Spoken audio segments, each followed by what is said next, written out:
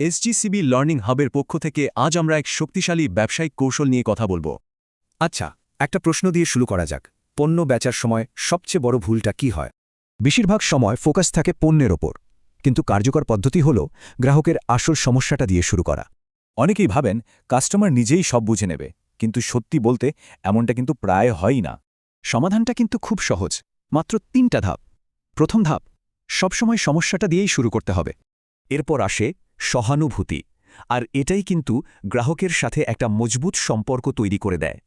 আর এর ফলাফল, গ্রাহকের কাছে আপনার পণ্যের ভ্যালু বা মূল্য কিন্তু অনেকখানি বেড়ে যায়। মানে আপনার অফারটা তখন শুধু একটা পণ্য থাকে না, একটা পার্সোনাল ট্রান্সফরমেশন হয়ে ওঠে। চলুন এই দারুণ আইডিয়াটা একটা সহজ গল্পের মাধ্যমে বোঝার চেষ্টা করি।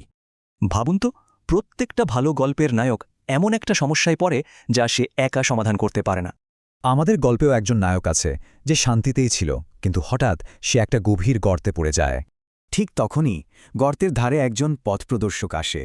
সে শুধু সমস্যাটা দেখেই না, নায়কের কষ্টটা বুঝতে পারে।